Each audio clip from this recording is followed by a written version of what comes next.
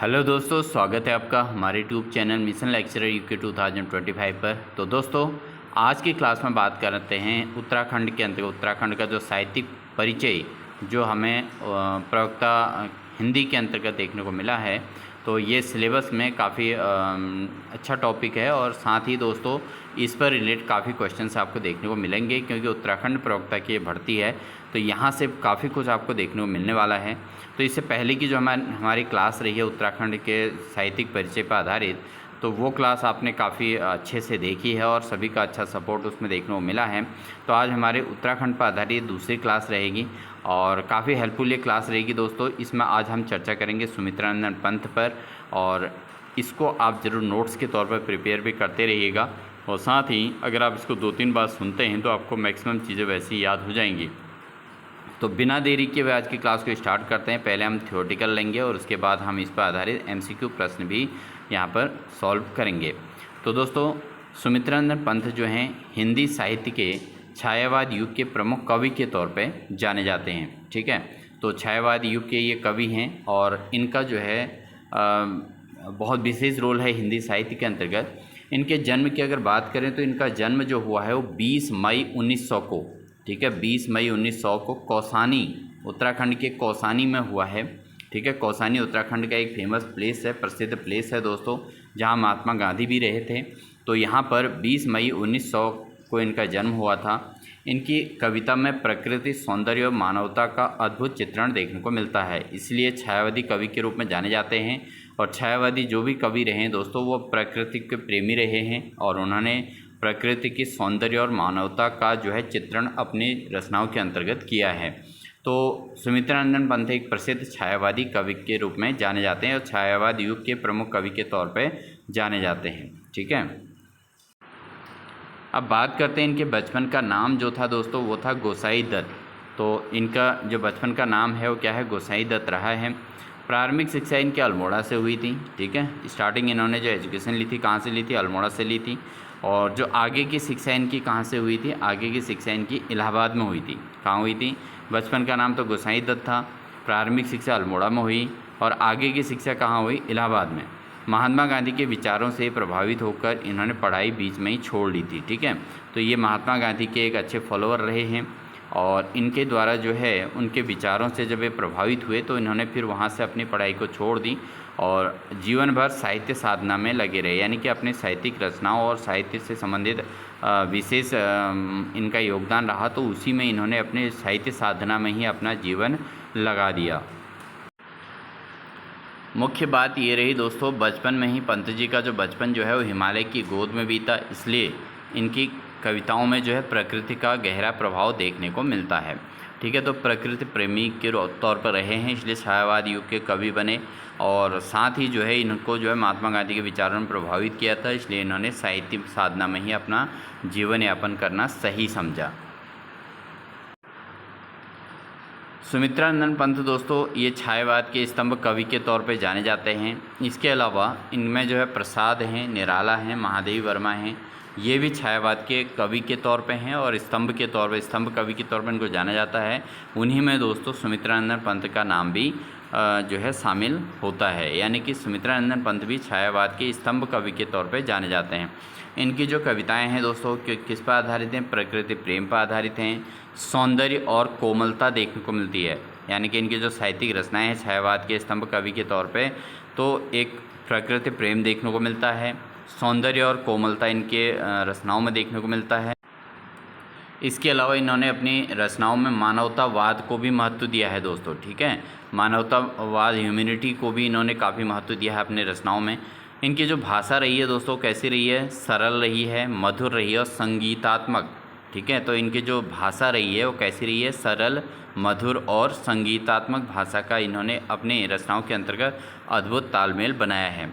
और इन्होंने जो अपनी कल्पना शक्ति है उसको बहुत प्रबल मानते हुए इन्होंने कार्य किया है। तो प्रकृति प्रेमी रहे हैं, सौंदर्य और कोमलता इनके रचनाओं में रही है। इसके अलावा मानवतावाद को इन्होंने महत्व दिया है। इनकी जो भाषा है वो सरल है, मधुर है, संगीतात्मक है, साथ ही कल्पना शक्ति इनकी बहुत ही प्रबल रही है। इनकी कविताओं में जो है प्रकृति की जीवंत रूप देखने को मिलता है। ठीक है, तो ये प्रकृति के जीवंत रूप को रिप्रेजेंट करते हैं, प्रदर्शित करते हैं अपनी कविताओं के अंतर्गत। तो ये इनके छायावाद के अंतर्गत बहुत सारी चीज़ें देखने को मिलती हैं। इसलिए सुमित्रानंदन पंत का हिंदी साहित्य में एक विशेष योगदान है। तो उत्तराखंड के प्रसिद्ध कवियों में ये जाने जाते हैं। तो प्रवक्ता के एग्ज़ाम के लिए या उत्तराखंड के एलटी की परीक्षा के लिए सुमित्रानंदन पंत से क्वेश्चन आपको ज़रूर देखने को मिलेगा। इस चीज़ को आप नोट करके चलें। तो इसलिए मेन चीज़ है दोस्तों, क्या चीज़ आएगा, कौन सा कंटेंट इम्पोर्टेंट है, कौन नहीं है, इस चीज़ को आपने ज़रूर समझना है और उसी के आधार पर अपनी तैयारी को मजबूती देनी है। बात करते हैं दोस्तों इनके काव्य संग्रह में। काव्य संग्रह में क्या क्या काव्य है, जैसे पल्लव काव्य को इन्होंने महत्व दिया है। इनका गुंजन है इनके रचनाएं काव्य में। युगांत इनकी रचनाएं सुमित्रानंदन पंत की। पल्लव हो गया, गुंजन हो गया, युगांत हो गया। इसके अलावा ग्राम्य भी इनकी रचना है दोस्तों। इसके अलावा स्वर्ण किरण भी इनकी रचनाओं के अंतर्गत आता है। तो इनकी जो प्रमुख रचनाएं हैं कौन कौन सी, एक तो पल्लव है, गुंजन है, युगांत है, ग्राम्य है और स्वर्ण किरण, ये इनकी प्रमुख काव्य रचनाओं के अंतर्गत आती हैं। हालांकि इनकी रचनाओं में अन्य भी हैं जिनको हम डिटेल अभी चर्चा करने वाले हैं, लेकिन जो मुख्य काव्य संग्रह इनका मेन यही है, पल्लव, गुंजन, युगांत, ग्राम्य और स्वर्ण किरण, जो छायावाद युग को प्रदर्शित करती हैं और प्रकृति के प्रेम को प्रदर्शित करने वाली ये रचनाएं हैं। और पल्लव जो है इनकी जो मुख्य है वो सबसे प्रसिद्ध कृति के तौर पर जानी जाती है। तो ये एक बहुत इम्पॉर्टेंट प्रश्न बन सकता है एग्ज़ाम के लिए। तो प्रत्येक जो भी रचनाकार होते हैं, जो भी काव्यकार होते हैं, उनको उनके रचनाओं के लिए पुरस्कार और सम्मानित किया जाता है। तो इन्हें जो है 1968 में 1968 में ज्ञानपीठ पुरस्कार से सम्मानित किया गया था। ठीक है, तो ज्ञानपीठ पुरस्कार सम्मानित उत्तराखंड के कौन से कवि हैं, वो हैं सुमित्रानंदन पंत। ठीक है, और इनको पद्म भूषण से भी सम्मानित किया गया था और साथ ही साथ साहित्य अकादमी पुरस्कार भी इनको दिया गया था। तो इनके 3 पुरस्कार हैं, ज्ञानपीठ पुरस्कार, पद्म भूषण है और साहित्य अकादमी पुरस्कार। तो ये पुरस्कारों से इनको सम्मानित किया गया था। इनकी जो प्रारंभिक कविताएं थी दोस्तों वो प्रकृति और सौंदर्य पर आधारित थी, लेकिन बाद में इनके रचनाओं में क्या क्या देखने को मिला, एक तो समाजवाद को इन्होंने महत्व दिया, दूसरा इन्होंने ह्यूमैनिटी यानी कि मानवतावाद के प्रभाव देखने को मिलते हैं। यानी कि इनकी जो रचनाएं हैं उसमें प्रकृति और सौंदर्य पर आधारित इनकी रचनाएं रही हैं। साथ ही इनके रचनाओं में समाजवाद और मानवतावाद का प्रभाव देखने को मिलता है। पंत जी महात्मा गांधी और मार्क्सवाद दोनों का प्रभाव पड़ा इन पे। ठीक है ना, तो पंत जी पे क्या पड़ा, महात्मा गांधी का तो प्रभाव पड़ा ही, ये हमने आपको बता दिया था, क्योंकि प्रकृति की गोद में पले बड़े पंत जी, तो उनको जो है छायावाद के यानी कि प्रकृति प्रेमी तो थे ही, साथ ही महात्मा गांधी भी प्रकृति प्रेमी रहे थे। तो इससे जो है ये प्रभावित रहे और महात्मा गांधी भी कौसानी में रहे, तो इस हिसाब से ये प्रभावित हुए। तो इससे जो है साथ ही साथ मार्क्सवाद दोनों का प्रभाव इनके अंतर्गत देखने को मिला है। ये इलाहाबाद के साहित्यिक वातावरण से जुड़े रहे। ठीक है, तो इलाहाबाद में भी इन्होंने साहित्यिक रचनाएं की और वहाँ के वातावरण से जुड़े रहे। इन्होंने रेडियो आकाशवाणी में भी कार्य किया था। ठीक है, इनकी भाषा में संगीतात्मकता और कोमलता प्रमुख थी। ठीक है, तो संगीत की लय में ये अपनी रचनाएं करते थे और साथ ही इनकी जो रचनाएं थी उसमें कोमलता भी देखने को मिलती थी। ठीक है, तो ये इनका मेन था। इनकी जो कविता में मुख्यतः नारी सौंदर्य देखने को मिला और प्रकृति सौंदर्य का विशेष वर्णन देखने को मिला था। तो प्रकृति सौंदर्य का परिचय देते हुए इन्होंने नारी सौंदर्य को भी महत्व दिया था। अपनी रचनाओं के अंतर्गत नारी की स्थिति और नारी के सौंदर्य को भी प्रदर्शन इन्होंने किया था। इनकी जो अंतिम प्रमुख रचनाओं में दार्शनिकता यानी कि फ़िलॉसफी का भी प्रभाव अधिक रहा है, यानी कि एक दार्शनिक के तौर पर भी इन्होंने कार्य किया था। अगर इनके निधन की बात करें तो 28 दिसंबर 1977 को इनका निधन हो गया था। ठीक है, तो इनका निधन कब हुआ था, 28 दिसंबर 1977 में इनका निधन हो गया था। और ये जो है वहाँ से जो है इनका इनके साहित्यिक जो जीवन था वो समाप्त हो गया था। हालांकि इनकी जो रचनाएं हैं वो आज भी हिंदी साहित्य में अपने विशेष स्थान बनाए हुए हैं, लेकिन एक साहित्यिक का जो रचनाकार है जो अन्य बहुत कुछ हमें दे सकते थे, तो एक ऐसे व्यक्तित्व का यहाँ पर उत्तराखंड के एक ऐसे व्यक्तित्व का निधन 1977 में उनका निधन हो गया था। उनकी जो अन्य विशेष रचनाएं थी दोस्तों वो थी स्वर्ण किरण थी, ठीक है। इसके अलावा स्वर्ण धूलि भी उनकी एक रचना रही है। चिदम्बरा, जिसके लिए उनको ज्ञानपीठ पुरस्कार से सम्मानित किया गया था, तो ये बहुत इंपॉर्टेंट है। चिदम्बरा किसकी रचना है? ये सुमित्रानंद पंत की है। इसके अलावा लोकायतन इनकी रचना है और साथ ही सत्यकाम भी इनकी रचना है। इनको आप ज़रूर नोटिस कर लीजिएगा, ठीक है। तो ये बहुत इम्पॉर्टेंट है। चिदम्बरा बार बार पूछा जाता है, इसलिए इसको हमने हाईलाइट किया है। और लोकायतन इनकी रचना है, सत्यकाम इनकी रचना है और मेनली जो है चिदम्बरा एग्ज़ाम में ज़्यादा पूछा जाता है। इसके अलावा दोस्तों इनकी जो गद्य की रचनाएं हैं, जैसे प्रोज वर्क के अंतर्गत इन्होंने क्या किया था? कला और बूढ़ा चाँद, ठीक है। कला और बूढ़ा चाँद ये इनकी गद्य रचना है। इसके अलावा 60 वर्ष क्या है? एक रेखांकन आत्मकथात्मक रचना है इनकी, ठीक है। 60 वर्ष क्या है? एक रेखांकन है, यानी कि आत्मकथात्मक ये रचना है। कला और बूढ़ा चाँद ये भी इनके गद्य रचना के अंतर्गत आता है। तो ये भी दो इम्पॉर्टेंट चीज़ें हैं दोस्तों, इनको भी आप नोट करके रखेंगे। अब यहाँ पर हम कुछ MCQ प्रश्न के माध्यम से आपके जो टॉपिक कराया है दोस्तों उसको हम क्लियर करने का प्रयास करेंगे। यहाँ पर आपको प्रयास करना है कि सारे आंसर आपके सही बने। तो सुमित्रानंद पंत का जन्म कहाँ हुआ था? बेसिकली 300 नंबर का पेपर होना है दोस्तों, तो कोई भी छोटे मोटे क्वेश्चन भी पूछे जा सकते हैं।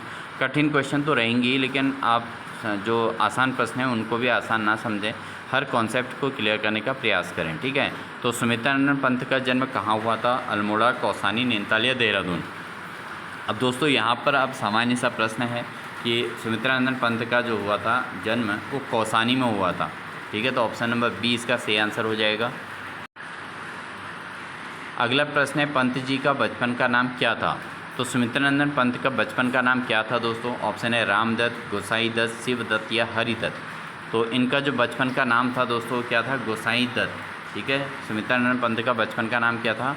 गोसाई दत्त था। तो ऑप्शन नंबर बी इसका सही आंसर हो जाएगा। अगला प्रश्न है सुमित्रानंद पंत किस युग के कवि हैं?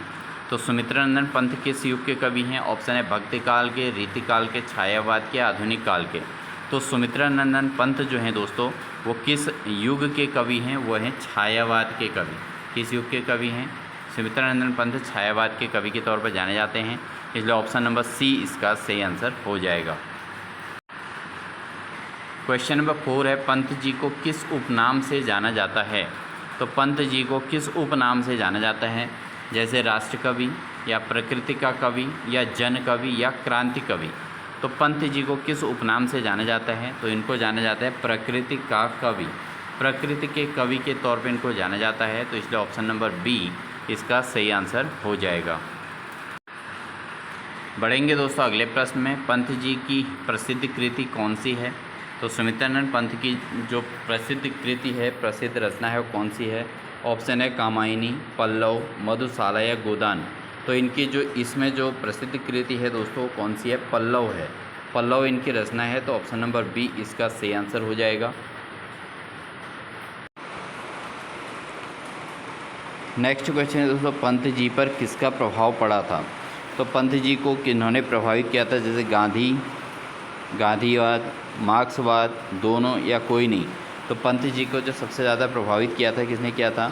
दोनों, यानी कि गांधी जी ने भी और मार्क्सवाद ने भी। तो ये दोनों सही हैं, तो ऑप्शन नंबर सी इसका सही आंसर हो जाएगा, ठीक है। नेक्स्ट क्वेश्चन है पंत जी को ज्ञानपीठ पुरस्कार कब मिला था? तो पंत जी को, सुमित्रानंद पंत जी को ज्ञानपीठ पुरस्कार कब मिला था? 1950, 1968, 1975, 1980। तो पंत जी को जो ज्ञानपीठ पुरस्कार दिया गया था दोस्तों वो दिया गया था 1968 में। 1968 में पंत जी को ज्ञानपीठ पुरस्कार दिया गया था। तो ऑप्शन नंबर बी इसका सही आंसर हो जाएगा। बढ़ते हैं दोस्तों अगले प्रश्न में। अगला प्रश्न है पंत जी का संबंध किस राज्य से है? तो सुमित्रानंद पंत का संबंध किस राज्य से है? ऑप्शन है उत्तर प्रदेश, बिहार, उत्तराखंड या हिमाचल। तो पंत जी का जो संबंध है वो किस राज्य से है? यह है दोस्तों उत्तराखंड से। तो ऑप्शन नंबर सी इसका सही आंसर है। नेक्स्ट क्वेश्चन है पंत जी की भाषा कैसी है? तो कौन सी भाषा का प्रयोग पंत जी करते थे? तो कठिन, सरल और मधुर, उर्दू मिश्रित या अंग्रेजी मिश्रित। तो पंत जी की जो भाषा रही है दोस्तों क्या रही है? सरल और मधुर ठीक है। तो इनकी जो लैंग्वेज थी, इनकी जो भाषा ये बोलते थे दोस्तों, इनमें कोमलता का भाव था, मधुर सरल मधुर भाषा का ये प्रयोग करते थे। तो इसलिए इनकी रचनाएं जो हैं काफ़ी अच्छी हैं। अगर आप पंत जी की रचनाओं को पढ़ें तो काफ़ी उसमें सरलता का भाव है, यानी कि मीनिंगफुल उनकी रचनाएं हैं, तो आसानी से आप समझने योग्य हैं। ठीक है। तो सरल और मधुर भाषा का इन्होंने अपनी रचनाओं में प्रयोग किया था। अगला क्वेश्चन है, पंत जी ने किस माध्यम में कार्य किया? तो किस माध्यम में कार्य किया था इन्होंने? ऑप्शन है टीवी, रेडियो, फिल्म या अखबार। तो पंत जी ने रेडियो, ठीक है, रेडियो में कार्य किया था। तो ऑप्शन नंबर बी इसका सही आंसर होगा, जो हमने डिटेल में भी आपको बता रखा है पहले भी। सुमित्रानंद पंत का निधन कब हुआ था? उत्तराखंड के साहित्यकार हैं दोस्तों, निधन के बारे में ही पूछा जा सकता है, जन्म और निधन का क्वेश्चन भी पूछा जा सकता है। तो सुमित्रानंद पंत का निधन कब हुआ था? 1960, 1977, 1985 या 1990। तो सुमित्रानंद पंत का जो निधन हुआ था दोस्तों, वो हुआ था 1977 में। 1977 में सुमित्रानंद पंत का निधन हो गया था। अगला प्रश्न है, पंत जी की रचनाओं में क्या प्रमुख है? तो सुमित्रानंद पंत की जो रचनाएं हैं उनमें क्या प्रमुखता किस चीज़ की है?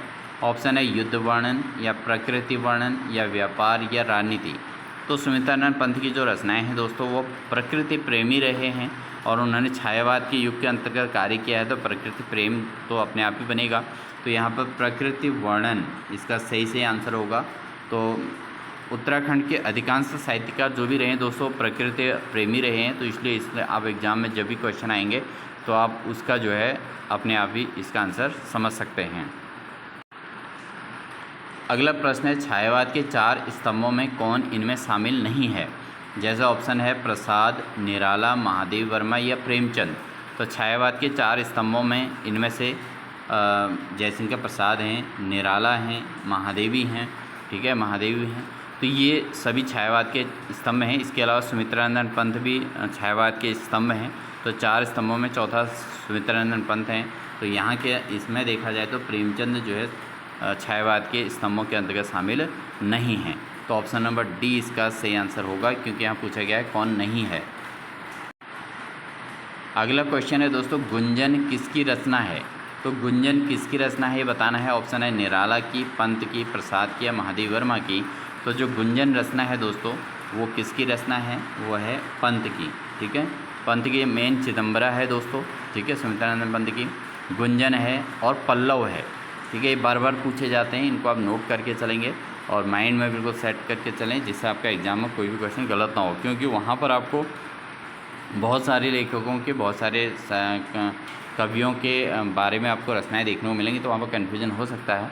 तो प्रत्येक चीज़ की कुछ विशेष रचनाएं जो होती हैं उनको आप ज़रूर नोट करके चलें, क्योंकि वो एग्ज़ाम में आपके लिए हेल्पफुल होने वाली हैं। तो दोस्तों ये थी हमारी आज की क्लास। आई होप आपको क्लास अच्छी लगी होगी। क्लास अच्छी लगी तो वीडियो को लाइक कर दीजिएगा, चैनल पर नए हैं तो चैनल को सब्सक्राइब कर लीजिएगा, साथ ही बेल आइकन दबाकर ऑल नोटिफिकेशन ऑन कर लीजिएगा दोस्तों, जिससे आपको लगातार इसी प्रकार की क्लासेस हमारे चैनल के माध्यम से देखने को मिलेंगी। और जिन अभ्यर्थियों ने अभी तक हमारे चैनल की मेंबरशिप ज्वाइन नहीं की है, वो मेंबरशिप ज़रूर ज्वाइन कर लें, जिससे हम आपको लगातार कंटेंट प्रोवाइड कराते रहें। और हिंदी विशेष की क्लास जो हमारी है दोस्तों 199 की है, उसको आप ज्वाइन कर लीजिएगा, जिससे आपको डेली क्लासेस देखने को मिलेंगी और आपको सबसे पहले आप तक क्लासेस पहुंच सकेंगी और आप नियमित अपनी तैयारी कर सकेंगे। तो इन्हीं शुभकामनाओं के साथ कि आपका सिलेक्शन हो। तो आज की क्लास को यहीं पर रखते हैं, तब तक के लिए अपना ध्यान रखिए दोस्तों। Wish you all the best. साथ ही अपने किसी भी हिंदी वाले ग्रुप में इसको शेयर ज़रूर कीजिएगा। अगर किसी क्वेश्चन में आपको किसी प्रकार का कोई डाउट हो तो कमेंट सेक्शन में ज़रूर दीजिएगा। मिलते हैं नेक्स्ट क्लास में, तब तक के लिए wish you all the best.